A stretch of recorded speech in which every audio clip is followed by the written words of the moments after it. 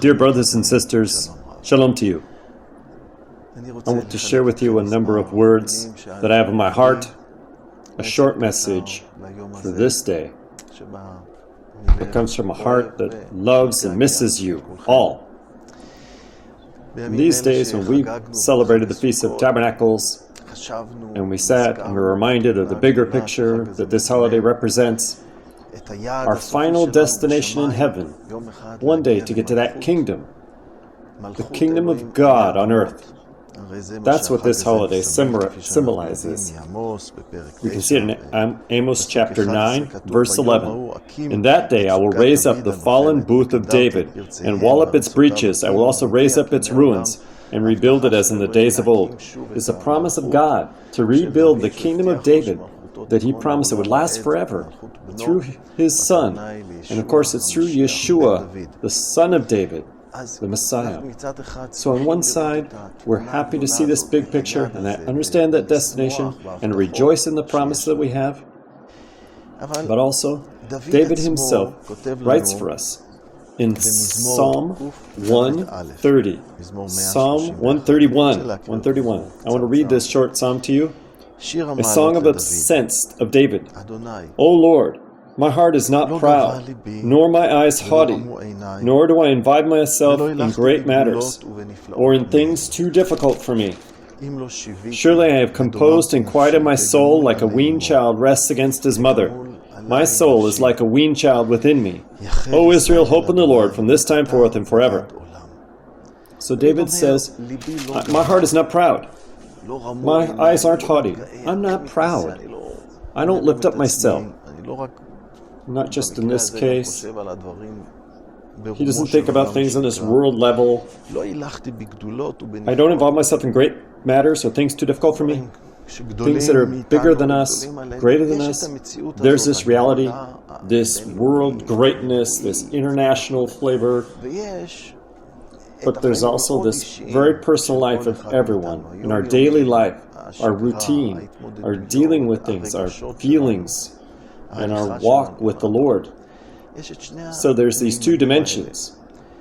And I want to speak about this personal dimension of each one of us, about this way, this narrow path that leads us every day, now, here in the present, wherever we are, in our daily reality. It leads us to that greater purpose. And so I'm reminded of what Yeshua says in Matthew chapter 7, verses 13 and 14. He speaks about the beginning of this narrow path. Let's be reminded of these words. Yeshua invites us. He says, come through the narrow gate. For the gate is wide, and the way is broad that leads to destruction, and there are many who enter through it. For the gate is small, and the way is narrow that leads to life, and there are few that find it. So this invitation, this personal invitation that each one of us has from Yeshua the Messiah, that we've heard, and we've answered. We answered this calling. Yeshua invites us, come, enter through the narrow gate. What's that narrow gate? Actually, more correctly, who is the narrow gate? It's Yeshua himself. He is the narrow gate. We can read in John chapter 10, verses 7 to 9. Yeshua says, Yeshua said to them again, truly, truly, I say to you, I am the door of the sheep. All who came before me are thieves and robbers, but the sheep do not hear them. I am the door. If anyone enters through me, he should be saved, and will go in and out and find pasture. So Yeshua, he is the door. That path begins there, that solid path, that narrow path that leads to the kingdom of heaven. The path that leads to destruction is broad. You could do anything there. Maybe it sounds fun. You can get drunk. You can live a life of licentiousness. You can do whatever you want. Nobody will limit you. Really, it leads you to miserableness. You can see the people who live this kind of a life. they're not really happy. They're not happy at all. Real joy comes from within, from the heart, from a relationship with God.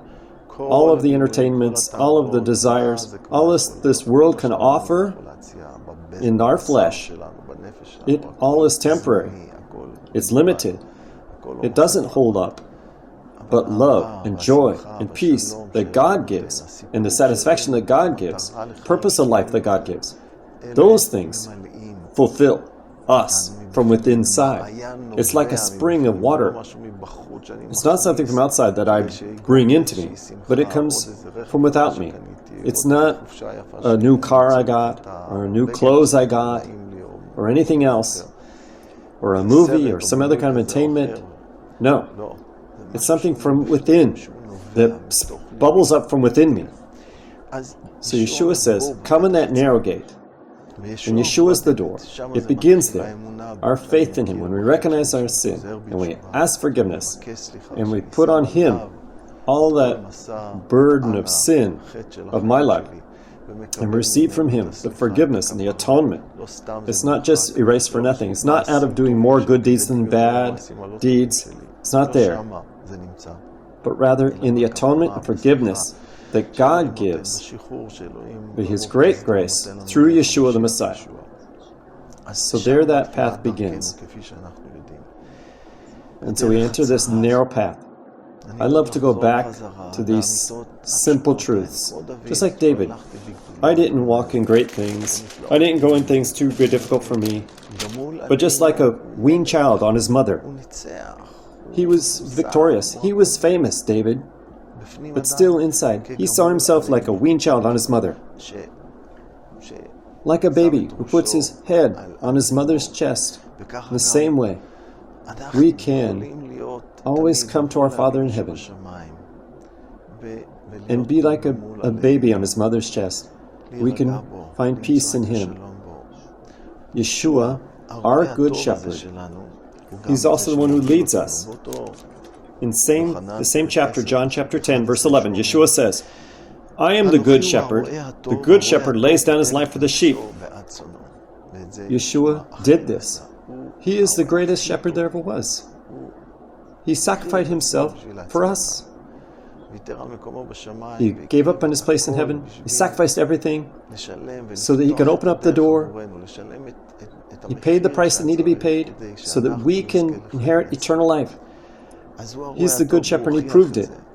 There's no more than this. There's no greater love than this, that someone give his life for his friends. And even more, Yeshua gave His life for us, His friends, when we were far from Him. We didn't even know Him. We hurt Him. We were an enemy to Him. And that's the way we were until we repented. And then He also says in verse 14, in John chapter 10, I'm the good shepherd, and I know my own, and my own know me. So Yeshua knows us. He knows you, even where you are at home. Every place, in every situation, with the challenges. Maybe it's at work, or with the family, or with the closure that we're in. In every place, if you're sick with corona, or every place, every situation, Yeshua never leaves us. He's with us. He's with us. I'm the good shepherd, and I know those who are mine, and I also am known by them. Yeshua makes Himself known to those who are His. He let them know me deeper, He says. That's the way our relationship with Him is supposed to get deeper. If we really are following after Him, and if we listen to His voice, and when He calls us and He speaks to us, so then we do follow after Him. And that relationship gets deeper. And that's wonderful. That's a source of peace and joy that we have. I hope, and this I want to encourage each of us with, especially in these days, that we'll continue to follow after our Good Shepherd and ask for ears to hear Him and a heart that will follow after Him.